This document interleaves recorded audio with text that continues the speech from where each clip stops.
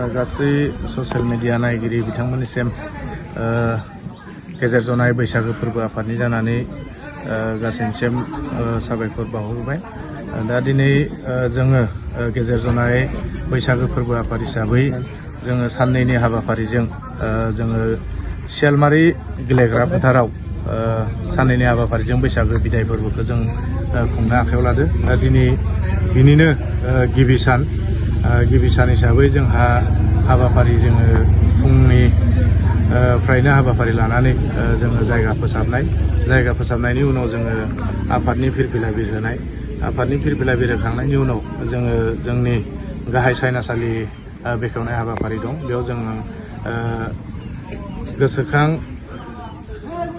मा नाममोनलाय जोङो मुंख्लं खोरोमदाव जायखौ केनेडि होननानै जों मिथियो बसुमतारी, बिथांनि मुङाव जोङो बे सायनासालिखौ लादों। दा बेयाव बेखेवगिरि हिसाबै जोङो जोंनि गामिनिनो जोंनि ओनसोलनिनो मुस्रि हेमकान्त दैमारि आफादगिरि जनाय जिल्ला GNSMनि दा बिथांखौ जों बेखेवगिरि हिसाबै लाबोदों। दा बिनि उनावनो बेखौ बेखेवखांनायनि उनाव जोंहा गेलेमु आयदानि जि हाबाफारिफोर दं दा बेखौ बेखेवनाय हाबाफारि जोङो बेखौ आलासि महरै लाबोदों जोंनि जनाय ITDPनि चेयारमेन मुस्रि धेमाजि जिल्ला दुलाराय बर' फरायसा आफादनि सोलोंथाइ नेहाथारि मानगोनां मुस्रि मोजां गसाइ नार्जारि बिथांखौ जोङो हांख्रायनानै लाबोदों।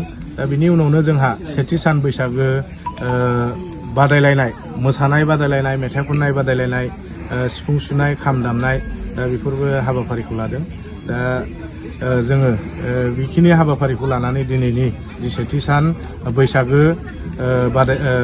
बिदाय बादायलायनाय हाबाफारिखौ जों बेखिनिखौ लादों आरो बे हाबाफारि